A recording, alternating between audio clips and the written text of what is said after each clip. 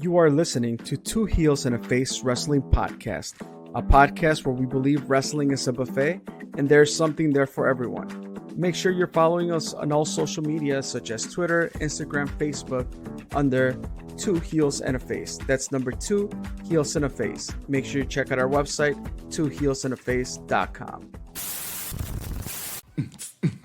Era, 2 Heels and a Face. Thanks for listening to this episode of Twos and Face Wrestling Podcast. Chris, episode 290 was released maybe 3-ish weeks ago. I've since come back from a trip. We have 10 more to go in the home stretch here. More to go, yeah. How are you feeling, man? A little angsty, right? Like it's coming down to the end, and it feels a little surreal. But hey, like that last episode with GPA, I thought it was a lot of fun. We went over, like I think we within an hour we should get it. It was an hour and 30, maybe I think. But covering his kind of freelance journey was super cool. So just catching up with friends, and we have a few episodes coming up with old friends that are catching up with us as well. Mm-hmm. And today's episode, we're actually touching base with somebody that we've talked a lot about, but not really talked with. So I'm looking forward to that. Yes, of course. And all good things, too. He might not believe us when we say that, but I think Chris and I have always appreciated the role of this person in freelance, right? Maybe at first we're like, why is this guy here? But then you start to see him work and you understand that he plays a vital role in freelance wrestling. And I think the crowd, too, got on his side pretty quickly. And that person is Frank the Clown. So yes, Frank the Clown is going to be on the podcast. I think this is an episode that should have probably happened 3 years ago. And for whatever reason, obviously I'll put that blame on us. We just never reached out to him, et cetera, et cetera. But when he was on that epic run with Ego, that year, pretty much year-long title run, that was really like the payoff of him putting in years on freelance before that, and then years on the indie scene too. He's been at Warrior a ton, when Warrior was Warrior, etc. So, I think this is a really exciting conversation, and I think this is one that people should definitely turn into and we got to give Frank the Clown his flowers, don't we, Chris? As much as we hashtag F that clown, we just gotta welcome Frank the Clown to Two Heels and a Face. Oh boy. Look at what we got here. A long time coming. Like you said, you didn't reach out to Frank the Clown. And here we are in the year 2025. We're staring down 2026. Frank the Clown made his first appearance at Freelance in 2016. Guys, what are we doing? That's a fair question. It's a fair question. I think your star is just so bright. Maybe we were just intimidated to reach out. That's like basically the only valid answer I'll take. You might be right, actually. That's great. So, geez, when you said that before we started recording, I was like, I cannot believe it has been that long. But yeah, you really are an indie vet at this point, are you not? What's funny is now, like, especially in the last 6 months or so, or this last run, I came back in February of 23 now. I look around the locker room and I'm like, holy shit, I'm one of the elder statesmen here. Like, I'm going to be 35, right? So I'm not like these 21-year-old kids now who are in the locker room. And when I started, obviously I was on the younger side, and I look around and it's like me, Corbin, GPA, and I'm like, we're the OGs here. I don't know if that's a good thing or it's sad. And it's funny. We're like, when you got onto the indie scene, was Freelance one of your first places that's true, right? Like that was kind of a break-in place for you? Yeah. So essentially, like I said, I debuted at Freelance in 2016. It was at the Chop Shop, but it was really a part of the pre-show initially. Yes. I did like that worked shoot promo, as the internet, people call it. And that was when I was promoting Holy Foley, which was like, oh my God. Right. I was promoting a reality show, and here we are. But So I was there with Nick Hausman was hosting the Freelance party then. So I came and talked to Nick's and all that, and like we're gonna be like, we're gonna do this bit, and I think the crowd's gonna react a certain way, and they did, and I thought it went over well. I think I maybe had made one appearance like in the ring on an indie promotion at that point. It wasn't even really a goal of mine at that point. Okay.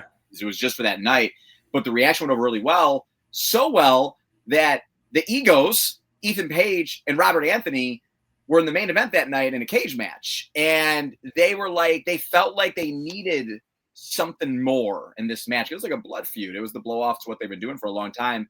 And oh boy, guys, what a jabroni that is. By the way, this man is going to be seated for this conversation. I'll tell you that. He is seated for this conversation. Yeah. He's been for this longer than anybody. But yeah, pull back the curtain a little bit. Like they felt like they needed a little bit something more, something maybe put a little bit more a different spin on the match, and that was me. So someone who had never had any experience in the ring, zero training, zero awareness to like the business on that side of things. I managed Ethan Page that night as a surprise. The crowd didn't really like it, and he defeated Robert Anthony, which again is a fun kind of bit that leads into the next couple of years. But a funny story about that was I was supposed to climb the cage from the outside at a point with a chair, but then the venue at the last second got all weird about like the cage and touching in, being a part of it. So they like poo-pooed the whole thing, which Nix will be the first to tell you. He was not happy. I'll never forget. I saw Nix punching a wall in the back because he was so upset. And I was thinking, thank God I don't have to climb this fucking cage. And with a chair around my arm, like I don't even know how I would have been able to do it. Yeah, so whatever. exactly. Like it goes off without a hit. Like everything's fine. It was great. And like that night really was kind of the springboard to me being like, oh, like I think there's something here. I can talk. I'm a theater major. I'm comfortable in front of the camera and audiences. Obviously, I'm a wrestling fan. Like I got this platform that I can build upon. And then I started going for it. So really that night was the introduction to me being on the indies. And it took a little bit for me to come back to freelance, almost about 2 years. Yeah. But I did do other appearances, from that point forward to when I came back to freelance in 2018. So was that almost, I know it was the birth of your indie career, but was that almost the birth of Frank the Clown, or did you already have that idea of who you wanted to be? And so I was Frank the Clown, the fan, right? Like the super fan. So I was very much a regular at like the front row at WWE shows. So I already had built up. Before the green shirt guy, that was Frank the Clown. It's funny because I did an interview earlier and I did a whole bit in it. I think it's kind of true. I kind of feel responsible for a lot of these like super fans now that I was kind of ahead of the time with social media because I was a big Twitter guy back in like 2010, 2011, really, really kind of before it blew up. And I was frequently going to these shows and like I looked very different, right? I was wearing the wig, I had different face paint, I was wearing these ridiculous outfits, but I was always being able to be seen. And I was kind of like live tweeting and documenting these travels and all that and being a psychopath. And from there, like, so I had that platform built. And then we did like the stuff with WWE with Holy Foley and like, so things were snowballing a bit. But my mindset was I was getting a lot of internet hate already. So, people don't like people having a good time or attaining success or they get jealous, whatever it may be. Yes. So in my brain, I was like, how do I turn this into like money? How do I turn this into something that like tangible? And I was like, how do I turn this internet heat into like real life wrestling heat? So naturally it was like, well, get in the ring and do something. Now I'm not the biggest guy in the world. You guys know this. I never had aspirations to be like a wrestler, but I always felt like I could contribute to the business in some capacity, whether it be in my mouth or just being annoying or whatever. So it was kind of a course of events that led to, let's say, that freelance appearance. So it was already kind of brewing in my head, but I hadn't acted upon it really into that point. So it was the launching pad for like the next iteration of Frank the Clown. And obviously I've evolved a lot since then. I'm unrecognizable essentially. But yeah, that was really kind of the springboard to it all. Yeah, no, it's funny that you say that too, because I feel like, and maybe I'm speaking, let me know if I'm just misspeaking for you, Chris, but even I think when those 2 years pass and then you re-debut at freelance, I think there is that little bit of like, oh, what is this guy doing here? And do we even need this guy? There's a little bit of that feeling probably in the locker room. You probably got that too in any locker room you step in, I'm sure. and then it's just because of like you said, like you didn't mean to kind of do all this, but you rode the wave. But as fans, we're like, do we really need this Frank the Clown guy? Did you kind of feel any of that like sort of animosity when you came back? Oh God, yeah. Like, I mean, realistically, like I was reaching out to Freelance right after that 2016 appearance often, but like even like, I think like Nick's will be like one of the first people to tell you he's apprehensive. Like, we don't necessarily want to bring this guy in who's not trained, has no real experience on this side of things, and like there was like a weird stigma attached to me always of like, like I was an asshole or like whatever it may be, and like whatever, like perception is sometimes reality, but it took a bit. So to me, I had to go and earn that respect from people and like build this body of work. And I felt like people talk about paying dues in wrestling, right? You pay dues by, working the pre-shows and setting up chairs and taking tickets and, setting up the ring and all that. I kind of skipped that part of wrestling, but my paying the dues was nobody wanted me around. Literally, nobody wanted me around because of that stigma of the sense of like, oh, he's the mark, he's the super fan who bought his way here, or because who he was dating or who he was friends with. That's the only reason he's here. He's here as a favor. So I felt people like glaring at me, and I felt like not welcomed in locker rooms. 1000%. So the way that I look at it, like I paid dues in that way that other people didn't, because I came in, it's like a wrestler's daughter or like son or whatever, right? They say it's like a blessing and a curse, because yes, you can have that inroad because you have like the family ties, nepotism or whatever, but then you have to work so much harder almost to gain people's respect and be like, well, they're not just, I'm sure like Charlotte Flair dealt with it where it's like, she's Ric Flair's daughter, let's see what she, obviously forged her own path, in a huge way, but like in a weird way, I'm comparing myself to Charlotte Flair here. I noticed that. I had to scratch and claw to be taken seriously and not just be this fan because people thought I was just handed the opportunity. Right. And in some ways, I was handed opportunities. Like I did have a little bit of a leg up on things, but I did take things seriously, and I did everything I could to legitimize myself. And now, like, one of the greatest badges of honor that I have is that people don't even necessarily remember that I was Frank the Clown the Fan. They only kind of know me now as what I am currently on the indies. So I kind of shed that label, but it was not easy. Yeah, definitely. No, 100%. Do you think it took, like, because for us in the Chicagoland area where, we go to indie shows and all that, for us, it was that for me, it was that moment of you were able to grab the mic and you had our attention, right? Whether we were booing because we wanted you out of the building, or because you were, just kind of digging into everybody because you're Frank the Clown and you're here. You even came out at some point with the freelance clown belt, right?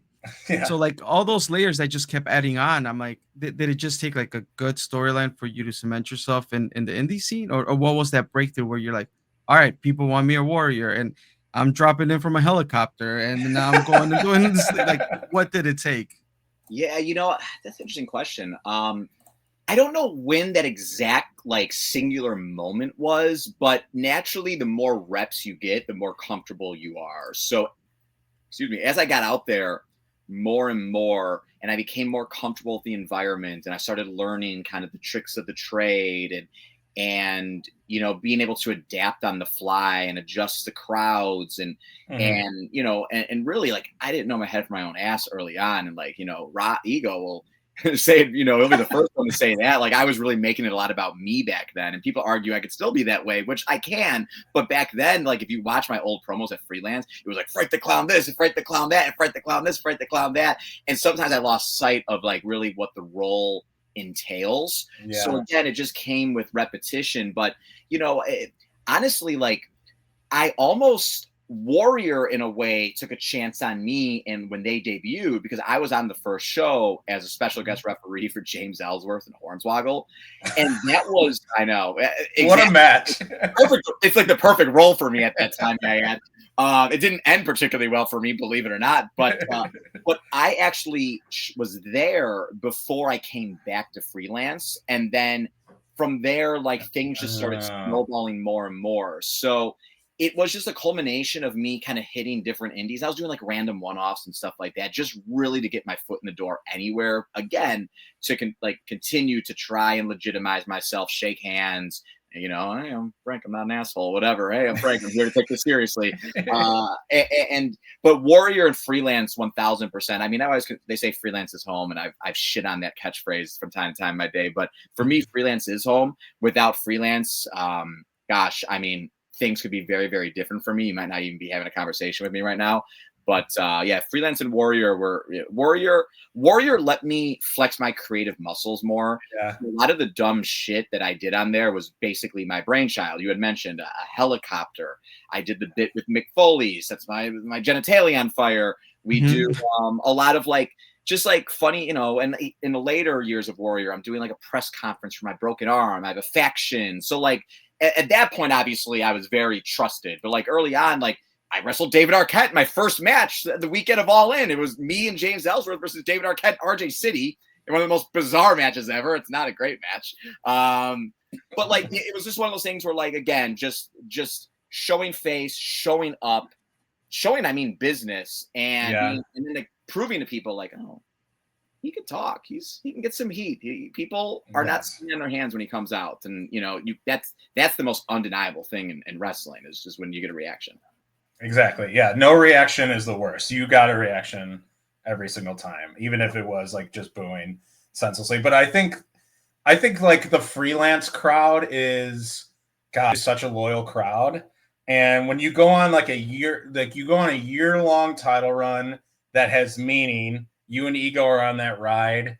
And that to me, I think that year cemented you as just a person who will always be associated with Freelance Wrestling.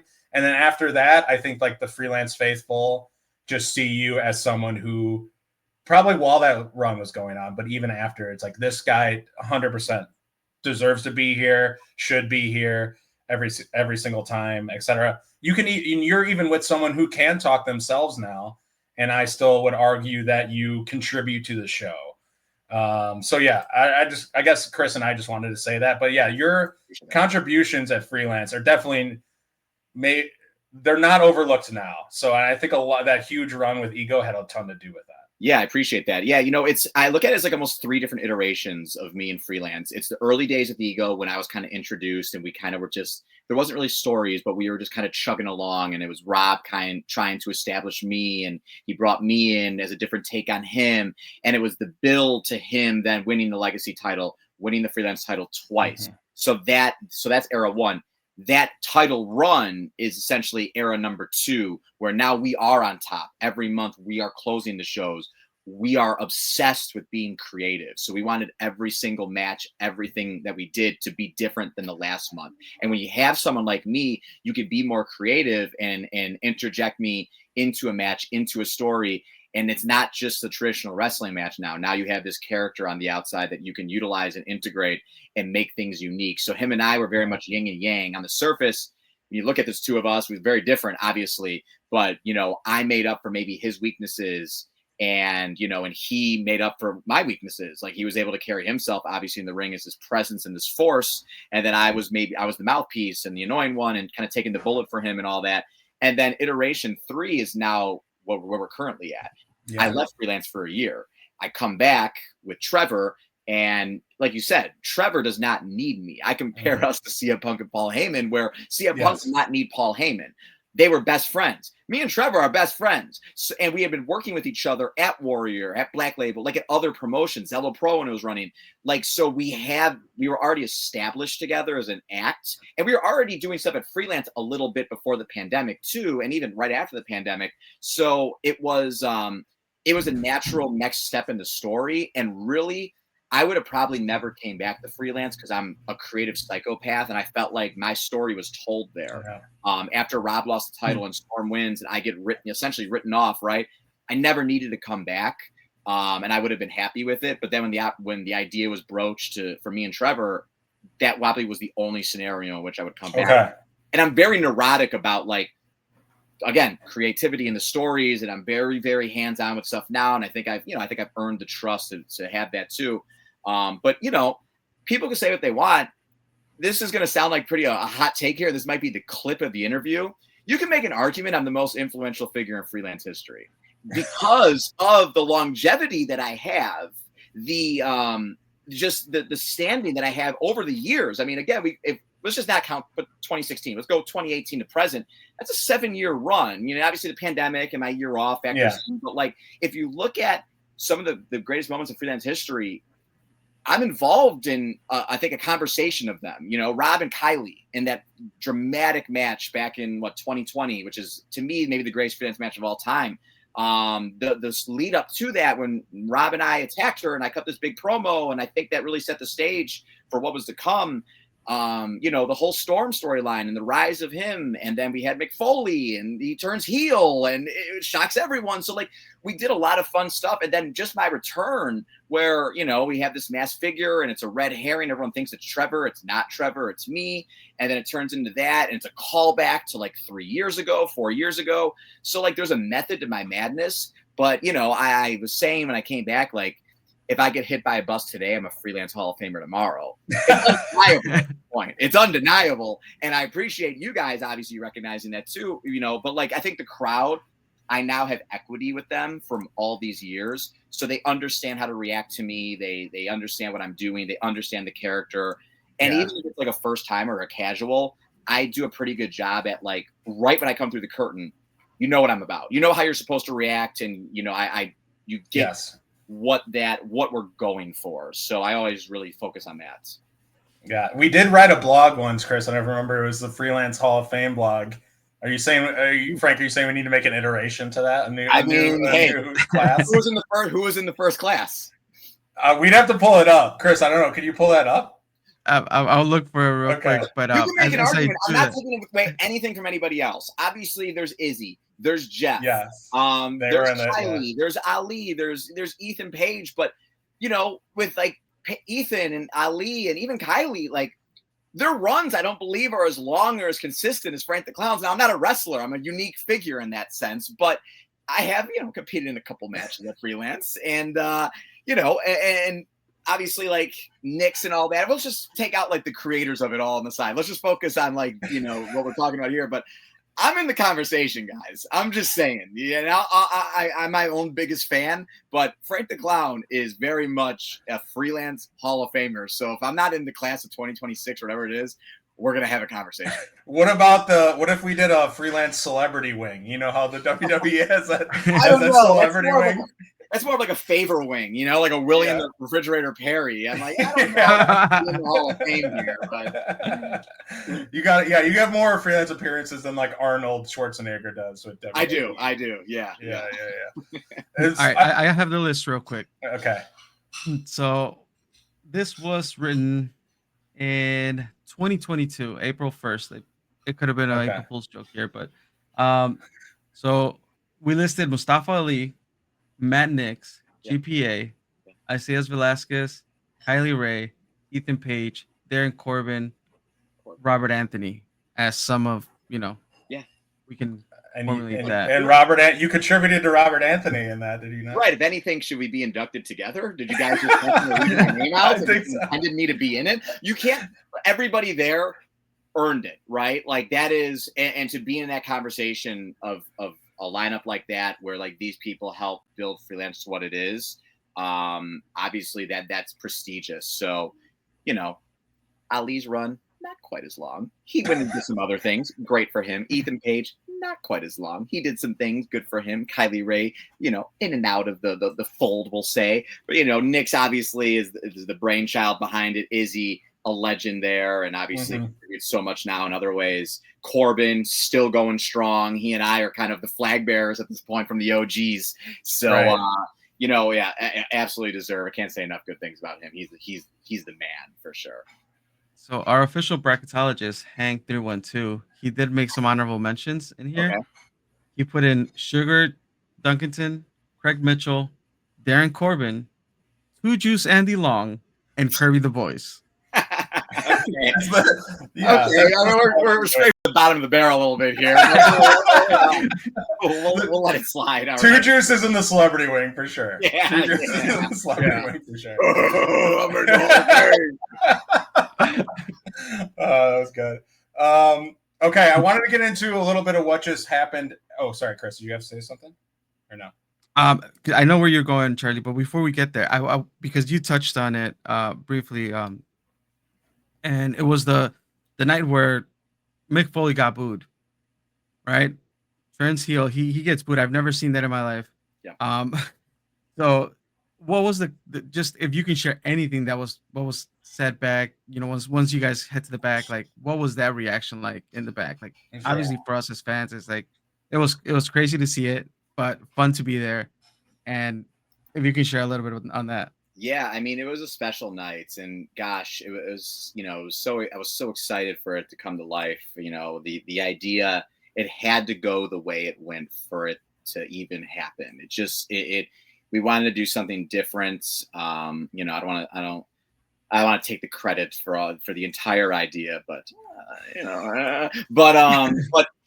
was just something like every single time the expectation is when you have a legend or someone coming in that they're just going to be the good old baby face and wave to the crowd and do the whole bit, right? And that makes sense. It's the easiest, lowest hanging fruit of it all, which is exactly why we should do it differently, because Freelance, that audience, they would react in such a way when they see like him turn heel in a championship match. It was a title change. It wasn't just like this match that meant nothing. Storm had just won the title, I believe, the month before or 2 months before. So like, traditionally a lot of freelance title reigns are long, so like naturally the crowd, I think, is like conditioned to think like, oh well, he's just going to retain and that's it. Mick's going to count 1, 2, 3. They're going to go home. He's going to give Mr. Sacco, woohoo.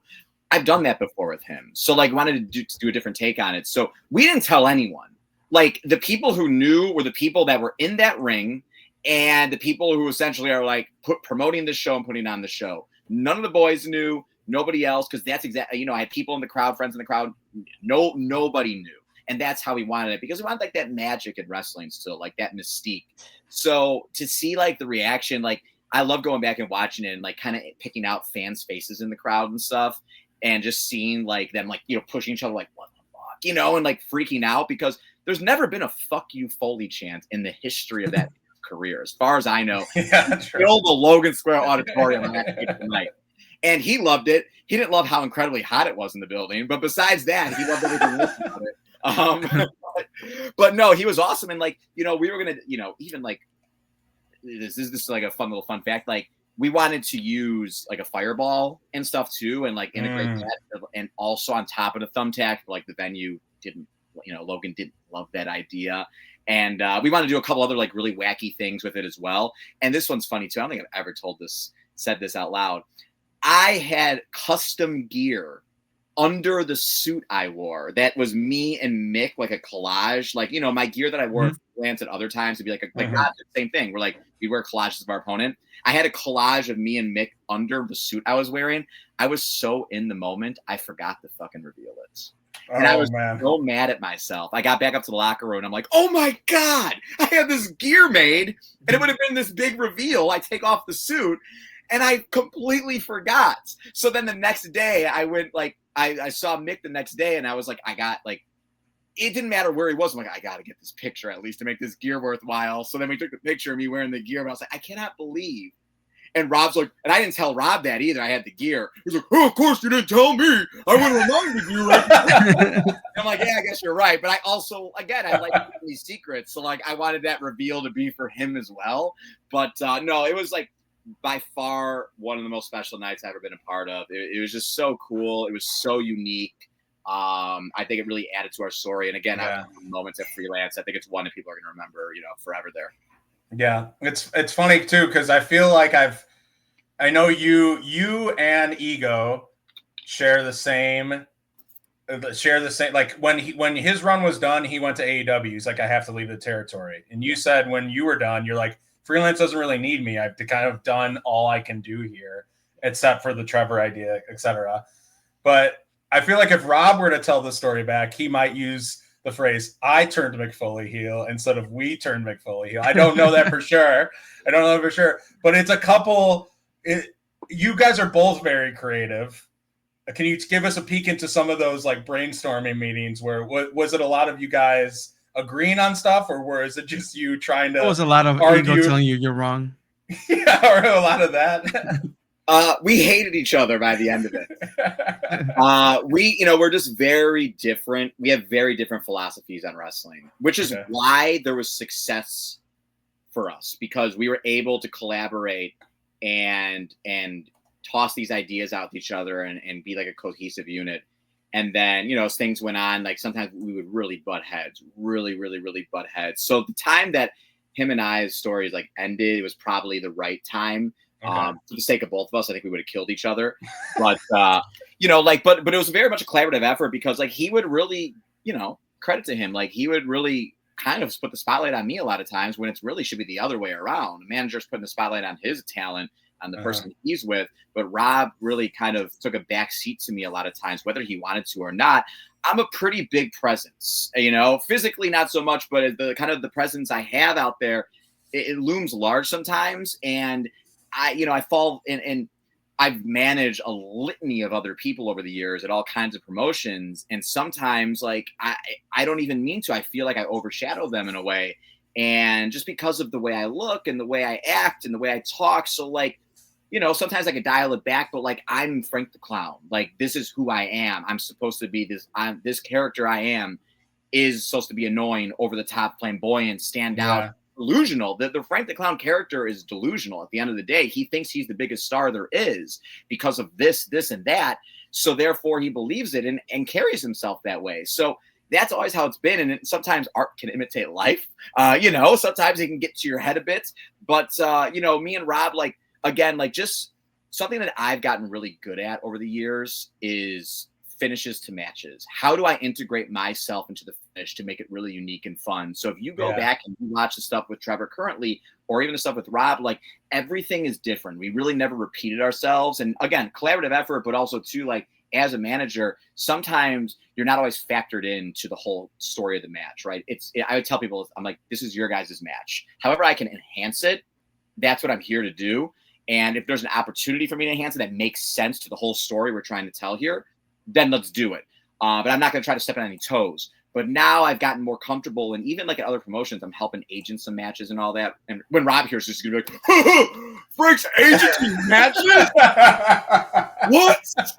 But like, my creative juices and like just the reps and all that, I've been in this now for quite some time. Right. And I have a unique perspective. So like managers are a lost art, especially on everywhere, on the indies, wherever. So like, I've done enough of these, it's not my first rodeo where like I have these different ideas and like, hey, let's do it this way. But hey, I always say the same thing. And Rob, this is a Rob quote. It's like, how can we be more creative?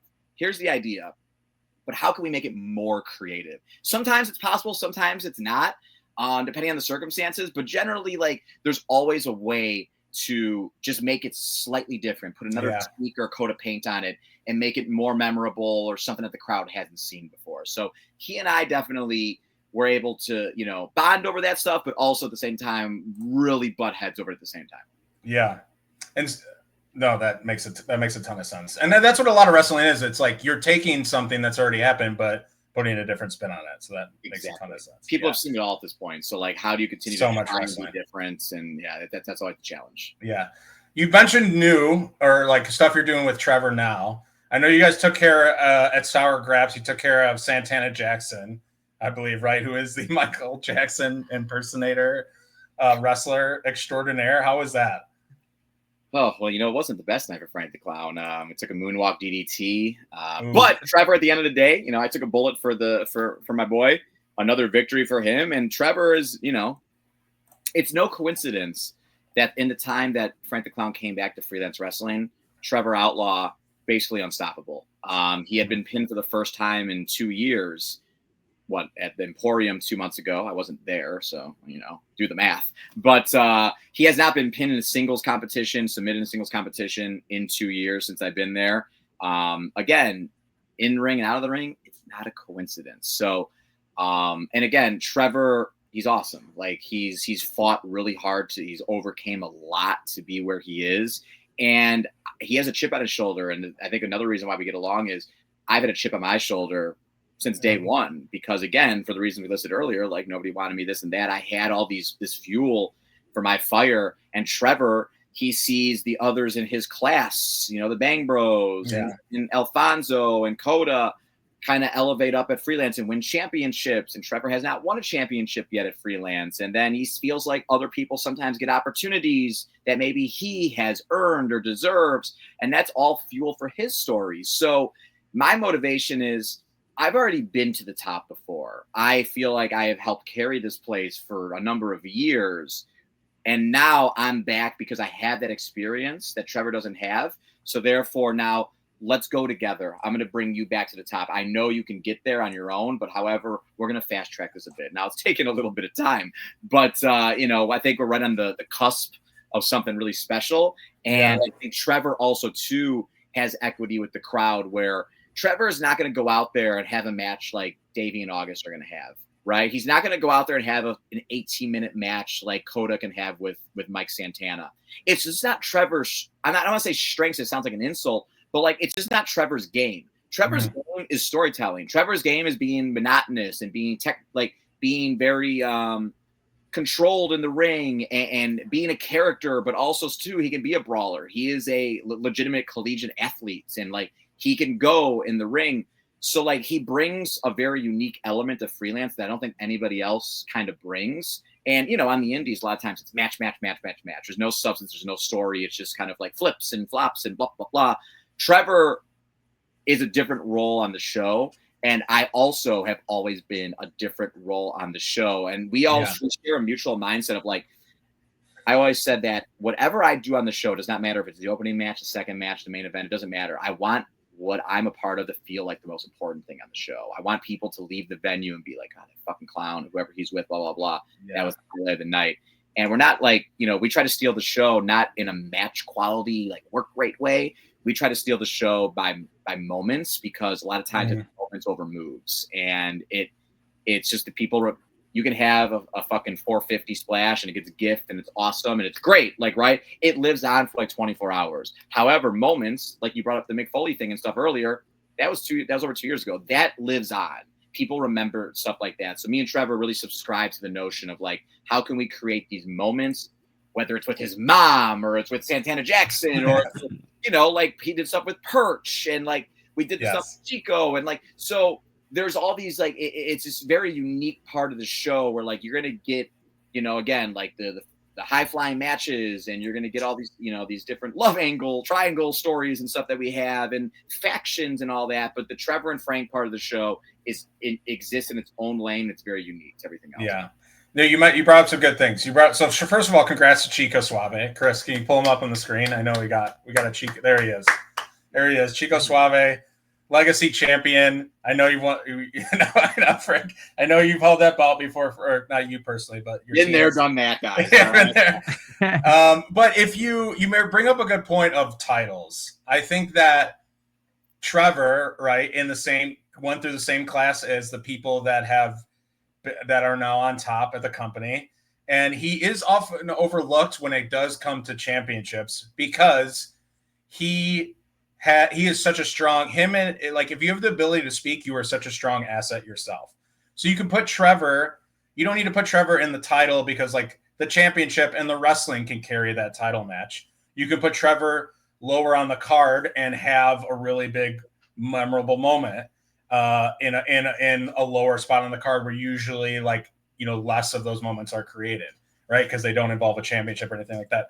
So I feel like he is used in that way, almost like, well, we need you over here, Trevor, because you can talk to this person really well, instead of in the title scene. So he's got like a ton of work to do in that area, not to his own fault, because he needs the opportunities. And him and Chico have had some beef, and Chico's got a belt now. So I'm wondering if that's your guys' next target. You know, there's a lot of targets on a lot of people's backs. Really, we've taken care of Chico in the past. So if we want that title, we'll go get that title. But I think our eyes are set on the title. And it's no disrespect to the legacy title. We want the Freelance World title. Again, been there. I'm a 2-time Freelance champion, okay? Frank the Clown's a 2-time Freelance champion. So, you know, great things come in threes. So, I think our eyes are set on that. And Trevor is on the verge, hopefully here, of securing the Red Star medallion. He's got 2 scramble wins under his belt. we're staring down at the end of the year, but it's just, he's going to be in the scramble here next month in October. Frank the Clown will be there as well. Frank the Clown's on a limited. He's on limited appearances now. He's on a Freelance Legends contract. the Hogan WCW. So he's contractually obligated to be there in October. But for Trevor, he's going to be there. But I'm a special attraction now, so I think I've earned my part-time reveal. But and again, Trevor can exist on his own without me too. So I think when I'm there, it's a bonus for him, and it adds to the whole act. But you raised a great point. Like, it's like it's a double-edged sword where it's like Trevor's so good at what he does that, again, sometimes it's like he fills this role perfectly on this show that the title can exist elsewhere. Yeah. But it's a very dangerous combination for him to have that title and then combine both of those things together. And I think that would be really, really something to see. Definitely. And I'm kind of playing smarmy bookmaker, and I don't mean to, but yeah, I think you're kind of confirming that, like, yeah, exactly. Like he's really good at talking, so he doesn't necessarily need a belt. Chris, before we get in, speaking of contractually obligated commitments, Chris, before we get into the 99 to beat Fox show segment of the and touching on that, any freelance questions you want to ask Frank the Clown? By the way, I love that you say your name like that too, because it really is part of the annoyance of it as well. So like the referring to yourself at third person, like The Rock does. So it's funny, like, before we go on to the 99 to beat stuff, so we did like confessionals and interviews, right? It's like part of, like, just on a reality show, you talk about what actually happened. So as I'm doing these confessionals, I was speaking in the third person. I'm referred to as Frank the Clown. So like I'm on there and I'm like, oh, Frank the Clown did this. And the producer at one point stopped me and she goes, why are you talking in third person? And I'm like, oh my God. I'm like, it's, and I explained to her, I'm like, well, in wrestling, when I talk, it's part of my shtick. So like naturally I just do it sometimes when I just do, it's just second nature. I do try to, like, it's weird, I like the mystique sometimes around me and all that, but like, it's sometimes when I'm speaking in the third person, generally I'm like in character, right? So like it's kind of, I toe the line in that sense. But yeah, it's so funny you said that, because I do it just second nature. And then sometimes I don't do it and I'm like mad about it afterwards. Like, why didn't I say it there? Because it is a mouthful, but it rolls off the tongue also easily. True. So yeah, it's just a quirk of mine that I have. I love it. Chris, were you going to say something? Well, going to that, and we touched on this earlier, but that extra layer of, like, that heel that just oozes out of you, right? It's one of the things that I'm a sucker for, and is entrance music. From the get-go, I believe, if I'm not mistaken, correct me if I'm wrong, but I think from the first time, like, you came out to your own Frank the Clown theme song. Yeah. So I've had two versions of it now. The original version that I first started with was made by one of my buddies, one of my high school buddies. His name's Dubs. He would do a little bit of rapping and stuff, and basically he found like some like weird clown beats online, rapped over it, and it's like right, yeah, just ripped it off, and but like the chorus was Frank the Clown, y'all, everybody gather around, y'all, and basically like my direction for him was make this as catchy but as annoying as humanly possible.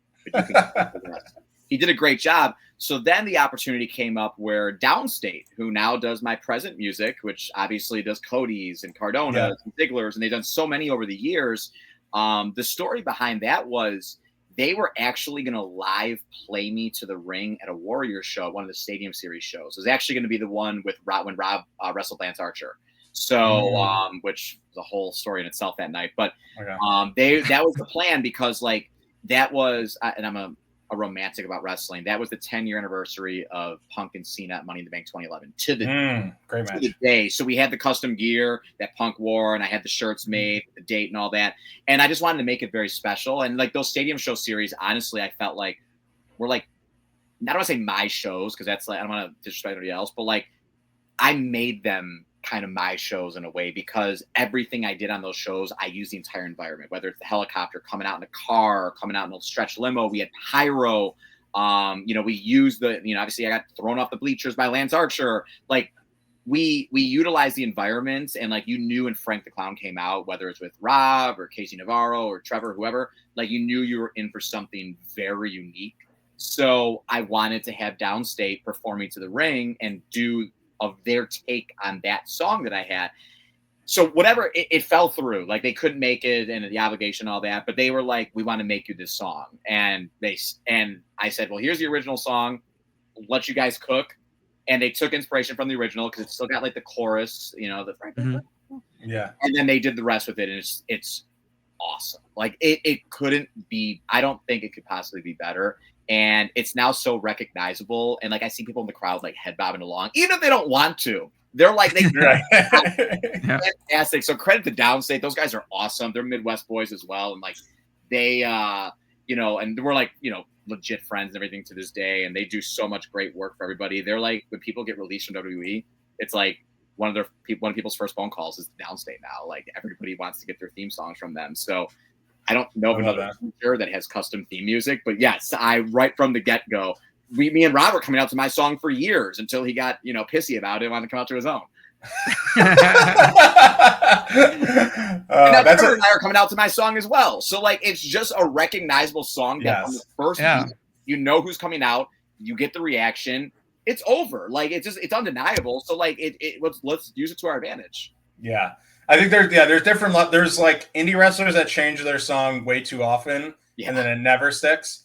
And then there's like Trevor does really well because he's had the Stroke Me song for a long time. So when I hear that, there's a little bit of that Pavlov's dog, like, oh, like I think of Trevor Lawrence. And then the highest level is like Ethan Page did this too. He had a custom song, his song that says your name and really just personifies you. And so, that's two, you could bring it around to other promotions and not have to worry about copyright shit. And like, I think indie wrestlers don't realize like there's going to be times where you're going to run into this wall of like, hey, we're streaming live. We can't use this. We're putting this on YouTube. We can't use this. And then they're like, I don't know. Just give me generic rock music. So it's like, I advise everybody, if you can afford it or whatever, if you have like the bands and, friends and bands or whatever, get music made because it sets you apart from everybody else. It's fun to come out to a song that people can sing along to and recognize. Like I get it. That's one of like the fun things about indie wrestling. But if you're looking at it from like a business perspective and like the bigger picture, it's good to have that because again, it sets you apart. You avoid all those little pitfalls of copyrights or whatever. And it's just like, it's investing in yourself. It's investing in the whole presentation because I like to think like our entrance is up as like a spectacle. Every entrance I do, I want to make it a big deal and make it like kind of this big moment. And then it leads directly into the match. So it's like moments.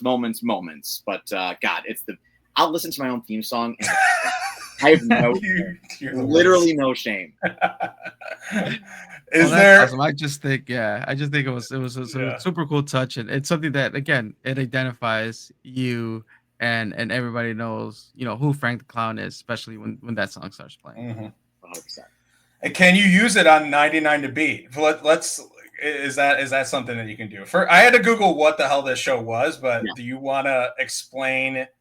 I have the premise written down from Google. Obviously, it's probably boring, but can you explain to us in your vision or your thoughts what this show is? Yeah, so it's the series premiere, right? So like it's premiering in the United States. Now there's been other iterations of it overseas. So the idea was pulled from that. So the concept is there are 100 players, 100 contestants, whatever you want to call it. And everybody is competing to win $1 million. Now the object is you're going to play these games, right? And they're essentially childish, simple games with like household items. Like really you could play along at home if you wanted to some degree if you have like the elements, but it's going to whittle itself down to where there's one singular winner. So you're not gunning to finish in first in these games. You're just gunning to not finish last. So the tagline of the show is don't finish last. Okay. So it's going to start with 100 people and then slowly but surely it's going to whittle itself down. Now, the other layer to it all is there's also going to be team games where the whole team can get wiped out. There's going to be partners or different size groups, and whether they're randomly drawn or there's going to be times where there's going to be like a team captain. It's going to be like the backyard, playing like pickup where you're like, I want this person, I want that person. So there's going to be some strategy involved too. So people are going to watch it and they're going to be like, that looks so easy. Why are these people struggling? Why are these people sweating profusely? Why are they crying? And they're not wrong because yes, on the surface, some of the stuff we're doing is simple, But then you have to factor in all the other variables people aren't accounting for. There's $1 million on the line. It's the real $1 million. Yes. Not some wrestling gimmick thing. It's $1 million. It's going to be on national television, which is intimidating for a lot of people. Absolutely. Right? You're in a studio that there are 50 cameras every which way. There are drones. There are boom cameras. There are cameras dropping from the top. The production of the show is insane. Cameras all around the arena, this custom-built arena. Ken Jeong and Aaron Andrews, 2 A-list celebrities, are the hosts looking down on us like Sting in the rafters. Literally, like, just laughing in our faces pretty much. And, and just like, people don't, I don't know if I could say this, but who cares? Like, the show filmed in London. So there's also that aspect of like, we were out of our element. There's some jet lag to it all. Yeah. Like, different time zones and like, and there's so many different things people aren't accounting for that it's like, and the shoot days are like sometimes like 15 hours. Like, like there are incredibly early days that run long. It's a lot of hurry up and wait. So like, it's just, there's a lot of things to it that people don't necessarily think about on the production side of things. So they're like, oh, why is this person struggling scooping up penne pasta with a piece of uncooked spaghetti? That's so easy. It's like, yeah, it is easy, but let's see you freaking try to do it when all these things are in your face, when there's a camera literally like this. So, and you'll see like it's and a lot of the previews and stuff, like I'm in it in terms of the penne challenge. So that challenge specifically is we had 6 pieces of like penne pasta on a table. You were then given an uncooked piece of spaghetti and you had to scoop, no hands, scoop it up only with your mouth. Get down low and scoop it up. And you had to get all 6 on simultaneously. We had like 40 referees to give you a thumbs up. You're good. You're safe. So for me, I had a GoPro on my table and then also a camera legitimately in my face from like, and it's a small table. So like, not only is the pressure on like that, it's like, again, you factor in everything else. And then there's a camera like literally touching you almost and like getting this very unflattering angle of you and but like you're not playing to the camera too. So it's going to be really entertaining. I think the show, like just objectively speaking, is going to do really well because game shows, I feel like, are a little bit in a renaissance right now. That they're coming back. Like you see all these iterations of like New Who Wants to Be a Millionaire and the Mass Sing, all these singer shows and all that. And then like we have The Floor, which airs an hour before us on Fox, and they're like in their 5th season now. And I just think like the cast itself is very fun, very unique. It's a mix of all kinds of different people. And it's just like we're put in such precarious positions that like it's a very memeable and gifable show where it's like embarrassing stuff. So it's super fun. It's such an easy watch, and you can like invest in people and like stories are gonna be told and all that. So like there's like that competition aspect to it is just really great. And again, to see it kind of whittle down over the course of a season. Yeah, I saw. Is there like couples too, like husband and wives kind of? I saw there's some of that like kind of blowing up. But they're still competing individually. So I mean, there's newlyweds. There's a family of 12 on the show. So like, yeah, that's unfair. Yeah, a 12% chance of winning $1 million. Meanwhile, I have a 1% chance of winning $1 million. But neither here nor there. They're sweethearts. But but there's like brother and sisters. There's best friends. There's like you said, like newlyweds, all that. So like, there's a little bit of everything. And then also too, it's like the cast itself is a mix of like everyday people who have like maybe specific occupations or stories. There's a pair of firemen. There's a professor.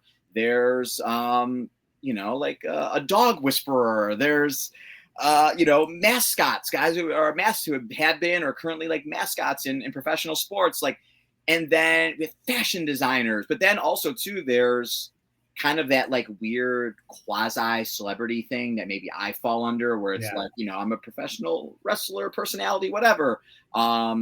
There's winners of Survivor.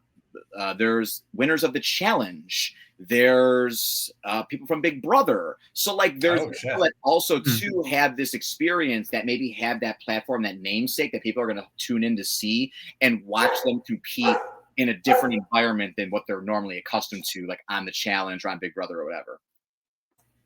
Interesting. And I saw the clip of it was like, or is this where we start acting uncivilized or what was the exact quote? Yeah, we're about to turn to uncivilized animals in 5, 4, 3, 2, 1. It's so true because like for the first game, I'll set the stage. It's 1,000 balloons that are hanging in a net above us. Right. In 99 of those balloons, there's gonna be a rainbow lay flower necklace. Now in the other 900 balloons that don't have it, there's rainbow confetti. So it kind of blends in. So everybody like before we start is like, what's our strategy? You know, everyone's kind of friends at first, right? It's like, oh, you know, I'm going to do this to pop the balloons. Yeah. I'm going to do that. I'm going to hug it. I'm going to sit. I'm going to stomp on it. I'm going to use my earring and pop them. And then I'm going to grab a bunch and run away. And then like, I'm looking around as we're about to start. I see everybody like in like runner's position. And I'm like, all the strategy that everyone just discussed is going out the window immediately. And even me too. Like I was overthinking it. And then once the horn sounds and we're sprinting in the middle, it's just like overstimulation of boom, boom, boom, boom, boom, like thousands of balloons and 100 people going. It's legitimately uncivilized animals now acting feral and like going for it because now it's real. So like that one in itself was chaotic and again, very fun, very stressful. You guys will see. It could have been potentially very stressful for Frank the Clown, but my worst nightmare was I just don't want to go home. Like, obviously, I want to win, right? And I had the mindset of like, I'm going to win this goddamn thing. But also, it's like in a nightmare scenario, oh boy, do I not want to be the first one eliminated because that would be humiliating. So, you know, and that's touched on in the show too. But yeah, it's something. It's something. Yeah, I want it. So there was a sneak peek Sunday, which was 9/21, but the show airs 9/24. So Chris, we got to turn this one around quick, which I know we can do, or as quickly as we can. Yeah. But the show is gonna continue on. We're assuming Frank has enough grit and determination to make it past the first game. But Fox 9/24, which is a Wednesday at 9 p.m. Eastern, correct? Did I have all that right?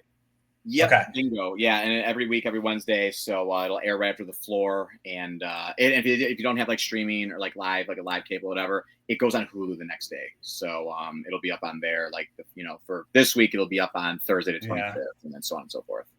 So I feel that what is your strongest asset to go extremely far? I don't know how physical these get, but it feels like maybe the mind games and maybe creating an alliance. That is probably your play, right? Yeah, like again, I was asked this, before in a way, but like I have a comfortability of being in front of cameras, being in front of an audience, and being a performer. So like I'm not going to get fazed by the bright lights or the idea of it being on television and all that because I've kind of been there before. Not everybody has that. Some people are like kind of deer in headlights, like wide-eyed, like oh my god, as they should be. So I have that to my advantage, and I'm sneaky athletic. I'm not going to sit here and say I'm LeBron James, right? But like, I'm quick. I'm in good shape. I got some good cardio, I think. So like, there you go. The games don't necessarily get super, super physical, but there's definitely a physical aspect to them. There's some like brain games, there's some physical games. There's all kinds of like weird ones along the way. So like, the idea is that it's supposed to be a level playing field because we have players that are like 18 years old all the way up to like 70s. Like we have some older folk on the show as well, so it's designed where it's like nobody's really supposed to have a true advantage because the games are going to span so much different types, but naturally there's going to be some advantage on specific games for some people because some are going to involve some strength, some's going to involve some speed, some's going to involve thinking and adapting on your feet quickly, some's going to involve thinking and math and whatnot. So I feel comfortable in all of those environments and confidence in myself.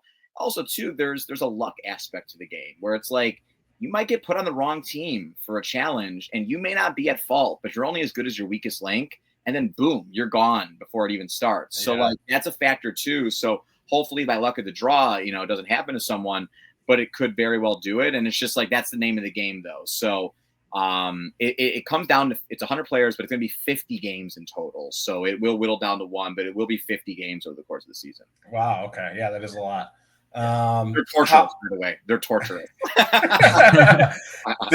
Did hanging out with Ken Jeong or Aaron Andrews help? Did you get to hang out? Like, how is he? How are they? Like, did you get to hang out with them? Yeah. So Ken is a massive wrestling fan, like I love legitimate wrestling fan. He was a Raw general manager, guest one back in the day. Oh, He was just okay. at MJF's wedding 2 weeks ago. So if you question his wrestling, What? he was at That's MJF's wild.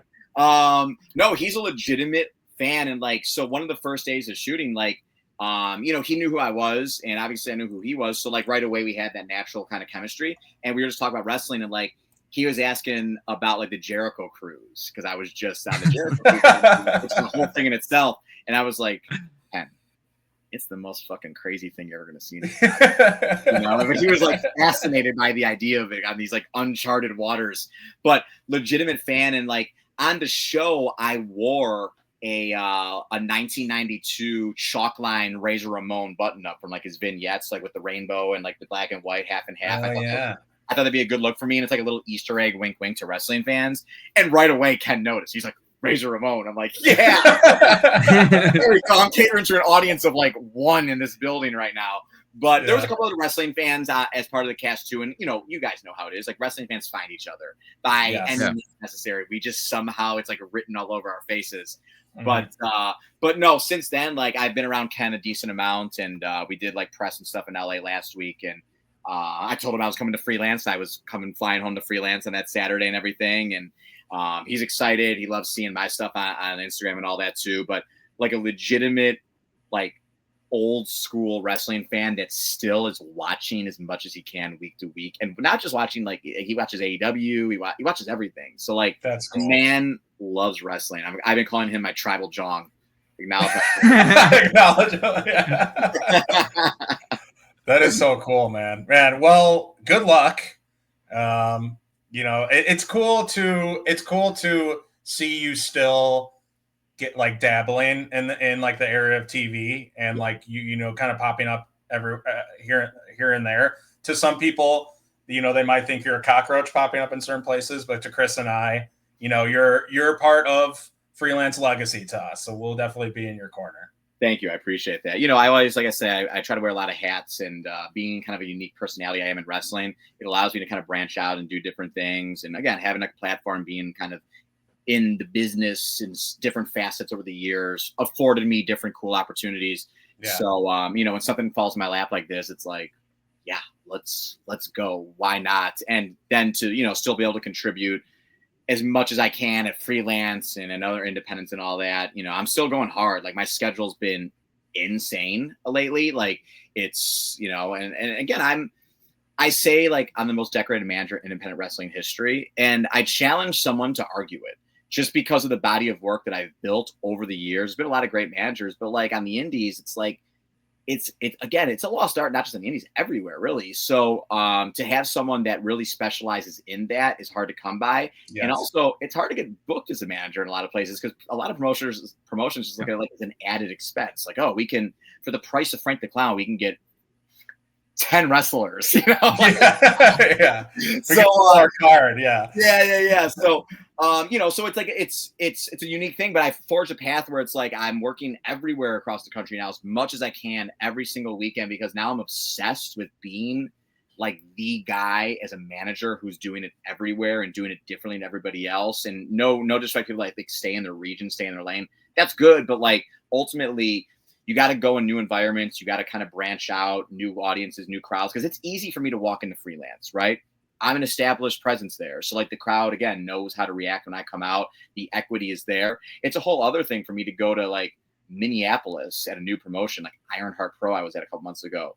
And yeah, some people know who I am, but I'm not expecting the entire crowd to know who I am. Yeah. Come out, essentially reintroduce myself, establish this character, what I do, the Paul Heyman mantra, like who, what, when, where, why, you know, right away, and then hopefully get the crowd reacting and, you know, dancing like the puppeteer that I am. And so I really pride myself on being that guy to help elevate others, but like make things feel special, make them feel important, whether it's at Freelance or whatever, or this show, like make it feel important. I've been doing the work with promo and you know, obviously reach out to you guys to do this and all that. Yeah. And it's just one of those things where it's like I want people to be like, this feels important. I'm going to check it out. I want this guy radiates something, and I want to see him, whether it's him winning or him failing miserably. Either way, we want to tune in, and guess what? That counts as a viewer. So that's great. Same thing, a ticket sale. I don't care if you boo or cheer, as long as you're doing something and you pay to get into the building. So Freight the Clown wins. Absolutely. I think the journey that you've taken us in this episode alone, it's definitely worth Right. checking out. The show that they'll be coming up on Fox, but for sure we're always looking forward to seeing you at shows and for you to grab the mic and talk shit to everyone. I think it's something that we look forward to. And as we're kind of coming close to an end here, outside of being the most decorated manager here, I want you to just tell me real quick, if you are able to pick, what is the most valuable Funko Pop that you own? Oh God! Well, you see, there's the ones behind me here are like straggler ones that like I just don't want to get rid of, or they're big ones. The most valuable one I own, gosh, well, it's well The documented. one most special to you. Mm. Okay, so that's probably the hardest question you guys have asked. So, it's well documented. I've been in the Funko game for quite some time. I was early in it, right? So I was started like 2015. So I've been in it for over a decade. So I have a lot of stuff that's rare because I was just in it early. And, I had some pretty good inroads with Funko and all that. So I was getting stuff that people weren't really, was available. Mm-hmm. I'm a big Disney nerd, big Disney adult. So like my favorite Disney attraction is Haunted Mansion. I have the entire Haunted Mansion set, which includes a set of San Diego Comic-Con Haunted Mansion pops that were all each limited to 1,000 pieces from 2016. So they're going to be 10 years old, and they're all glow-in-the-dark glitter versions of like the hitchhiking ghosts and whatever. Yeah. Those ones are special to me. They're also very expensive, but the set as a whole is very expensive. But I just that ride, I have so much like artwork and trinkets and memorabilia from that. I have almost a complete WWE collection, which is psychotic because there are hundreds of WWE pops. So many. And they do so many different variants now. And as a completionist, it's like, do I need 7 John Cenas? Do I need the regular version of Naomi and the glow-in-the-dark version of Naomi, which are exactly the same? Do I need it all? And the answer is yes. As a matter of fact, I do need them all. I'm looking at it right now. There are 5 fucking Pillsbury Doughboy pops here. One is holding a St. Patrick's Day cookie. One is wearing a Santa outfit. One is holding a B9 Valentine, and one is holding a fucking Easter basket. Do I need all 5 of them? No, but I'm a completionist, so I'm like, oh, I got the first one. I need the rest. It's stupid, but Funko, they know what they're doing, and it's for marks like me that are like, oh, I'm in. So I have become more of a cynical, like, veteran pop collector over time. I'm very stingy about like what I pay for like commons and stuff. I'll wait for sales and everything. So I'm not just like splurging on stuff, and I really don't ever overpay for pops. I'm really smart about that. I sell a decent amount too, but yeah, I have a huge Disney collection. And I say this to everyone, it's like, collect what you like, but Funko makes things for everyone. They cover everything. And guess what? I like a lot of shit. So now it's snowballed so much that it's like, I like Marvel, I like Disney, I like horror, I like advertising icons, I like different movies and whatnot, and obviously they just continue to release more and more and more, where it's like I guess I need all of these, and now it's spiraled to like where I have like 2,500 Funko Pops spread across like 2 states in 2 houses. They're everywhere, so it's a big undertaking, but they do bring me joy. And I enjoy, like, I've met a lot of cool people and all that from it. And so it's like you come for the toy, stay for the people. Funko's a great community, but gosh, they are sometimes the bane of my existence. That's great. I love the veteran. Yeah, it's like I don't need everything now. I just need more. You're more picky choosy now, which is yeah, but still, like, it just depends if I see a good deal, and then all of a sudden I'll buy like 30 things at once, and I'm like, and then they just immediately spiral.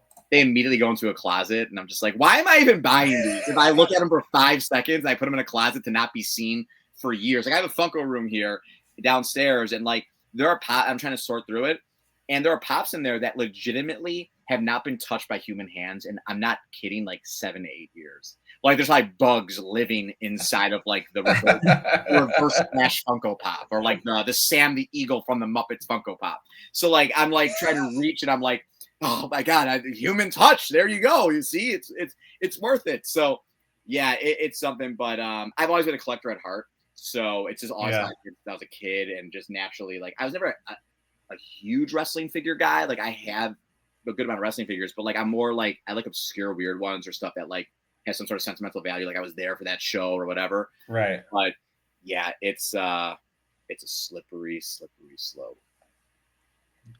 What is it going to take to get a Frank the Clown Funko? So I have a couple customs, which I do value and cherish. Now I do want the real thing. It's not that easy. So WWE, I'll give you a little inside Funko baseball. WWE has an exclusive contract with Funko. That's why there's no AEW pops or anything like that. There were New Japan pops, but that was like some sort of weird loophole that like I don't know, on like a previous deal they did like Cody, Kenny, and the Bucks. Right. But that's why there's no AEW pops, and WWE just pumps them out. So I don't know where I could fall into that. And again, I do have friends at Funko, but there's also like, they're not just necessarily going to make one Frank the Clown Funko Pop. It's going to be like they have to hit a quota, right? There has to be something to it. So trust me, I have put it out in the world. And if we keep continuing down the path that maybe I'm forging here, I think things could potentially develop into it. And that would be like a very much a like, okay, that's success right there. I have my own official Funko Pop, not a custom, not That's one when you made it at the headquarters. You know, I have a micro brawler. I didn't pay for it like Robert Anthony pays for his pint-sized brawlers. But the shots are still coming. We're an hour I have a and 10 legitimate minutes. micro brawler that I did not pay for. They asked me to do one, and we did it. So that was a nice, cool thing. But a Funko Pop for me would be very special because I do collect that. So we'll see. Great. That's great. The one, I have like 4. I'm staring at maybe 4. I just want the Wolfpack Sting one, and I feel like every time I look online, it's just like a number that I feel like if my wife knew I paid that much for it, yeah, then I would be in trouble for like a week, and I just haven't pulled the trigger yet. But it's not like, you know, I'm sure you have way more expensive ones. It's not astronomical, but I feel like it's up there. But it's an old one. It was an old GameStop exclusive, and like it's not readily available anymore. So now, like again, like the price is going to go up, supply and demand over time as they kind of become more and more scarce. I should just do it. I think here's what Frank the Clown is quite the instigator. I think you should do it. Frank do it. If you say that, you can blame it on me. Exactly. Forgiveness and for permission. So just say Frank the Clown peer pressured me on our interview. Yeah. Chris is holding up the. That's a phony micro. That's not even a microphone. It's phony. It's not even real. Okay, it's not real. It's this weird line. You know, when I hold on. There's micro brawlers everywhere in my house. I don't even want it. It's like a Toys R Us. It seems like it might be a Toys R Us walking through some of those rooms. Yeah, I see Danhausen ones over here. I don't see mine, but mine were limited to like 300. You know, so there's only they're not like readily available anymore. Basically, I have what's left that I just sell at shows or whatever, or I just want to like display them all over my house like an elf on the shelf. So, but yeah, the one that you showed me there, it's cool. It's not a real one though. It's a knockoff. Oh man, I'm gonna message Ego right after. It's like, hey, we interviewed Frank, and just see. Just zero context. Just leave it at that. Guess what? That man will. When you guys release this tomorrow, whenever he'll be telling his wife, "You stay the hell upstairs, Michelle. Don't bother me. This is it.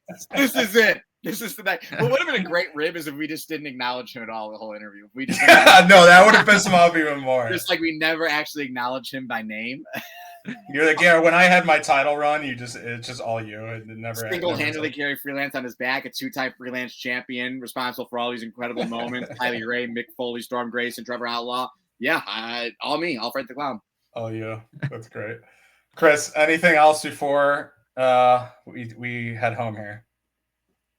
No, I think I think this has been great. Long time overdue, as we said at the beginning. Frank, like I said, I looking forward to see you at the limited appearances that you have upcoming. But I got one more date left in 2025. So that's good. good. October 17th, I believe, is the next one. That is my next date, and I think that'll be it for me for the rest of the year, possibly. Cool. So. Yeah, maybe October Freelance, Chris. I feel like I can usually get a group to go because they like to dress up. So maybe we do that. There you go. We can just it's dress really up as egotistical fantastical. Yeah, I just get eliminated in the costume contest first. We don't say those names. We don't say that name inside the Locust Square Auditorium anymore, guys. Be careful. All right. Fine. Scion it is. Scion, yeah. Never if heard someone of them. Scion for the costume contest, they might win. I don't know. It might be the only thing Scion's ever won in his life. he's got a belt in that photo we showed. Yeah, really prestigious one. All right, Frank. Before we go, when we head out, and we conclude this interview, I mean, people know where you are, but if you could just, share your socials or anything that you want people to know, upcoming for Frank the Clown. Yeah. So at Frank the Clown _ on the X and on the Instagram, as we had mentioned at nauseum, 99 to Beat premieres tomorrow, depending on when they hear this, or today when they hear this, or it's September 24th, or just watch every Wednesday. That's the simplest way to do it. 9 p.m. Eastern on Fox, next day on Hulu. As I had revealed here, I will be at Freelance on October 17th there. I don't remember the name of the show. I just show up, they pay me and Trevor win. That's about it. And I will, again, I kind of pop up wherever. I've always kind of beats my own drum. So I show up kind of whenever and wherever. So I always kind of like that mystique of like, you never know when I'm just going to randomly appear wherever. So, but Freelance, one more date on the contract for this year, and then we're going to have to renegotiate. So, and also too, for like, again, depending on when this goes up, but I'll say it for the sake of it. We're doing actually a live watch party for 99 to Beat tomorrow night at Emporium in Wicker Park. So it's free to come. It's sponsored. There's some sponsors. We have like Cheech and Chong, THE Seltzer. I'm straight edge. I don't even know exactly what that means, but others can partake. We're going to have Top Rope Baking there. She'll be making some pastries and some cookies and blah, blah, blah. I may bring some food in because I don't think Emporium has food there, but there's going to be some drink packages. And we're going to watch the episode alongside. I might have some special guests there. We're going to watch the episode. I'm going to give live commentary as it kind of goes about and kind of give my 2 cents of it all and kind of like that behind the scenes aspects of it. And then we're going to do some karaoke immediately afterwards. And I am one of the bigger karaoke guys in the biz. So that'll be something. So yeah, from 7 o'clock, we're going to start at 7 o'clock. It's going to go on kind of whenever, 10 o'clock, 10:30, whatever. The episode again will be 8 o'clock Central Time. So we'll do an hour of just whatever, watch the show for an hour and karaoke for an hour. So it's going to be something. So if Chicago, you got nothing to do tomorrow on a Wednesday night and want to hang out with FTC and the gang, it's going to be a spectacle. This is the Wicker Park location. Wicker Park, what is it? 1366 Milwaukee, I believe. I'm going to double check because I just posted it. I'll definitely share something too because that's cool. I remember I tried to do one of the events. It was like the Wrestle Friend events. They're helping. Yeah, it's in conjunction with them. They've been great partners on this. Yes, yeah. And I was like, because this is our last year of the podcast, but I can't think of the guy's name, but he's like, hey, come to an event, because I think like in his mind, which is a great idea, like Chris and I would do like a live podcast or whatever at one of these events. I went to they're both on Milwaukee. I went to the Logan Square location. I showed Freelance will run, and this is the one. Yeah, the one we're doing tomorrow is the one that we do not run at. Yeah, exactly, different. And I walked around like for 15 minutes. I might even went up to a couple of random people like, "Hey, are you with Wrestle Friends?" I was at the wrong location. It was yeah. I then was like, okay, I've now had like a beer and a half. I'm old. I went on a bus and I just went home. I didn't even go the rest of the way to Milwaukee. It was one of my saddest moments. But they're great people, and yeah, I will share that. Absolutely. Great, appreciate that. It'll be fun. Cool. Awesome. Well, as we wrap up this episode, as you guys know, twoheelsonface.com is a place to go to get, all the latest and greatest episodes in our road to episode 300, which will be our last episode at the end of the year. And, that's it for Two Heels and a Face. But, Charlie, any last words for this episode? I've talked ad nauseum, guys. I mean, I love hearing myself talk. By God, do I love hearing myself talk and the sound of my own voice. But we're an hour and 20 in. I don't know how this compares to some of the other guests, but it's been great. Okay, good. Flown by. Freelance Hall of Famer Frank the Clown. Thanks for coming on. First ballot. There you go. Thank you. Appreciate you.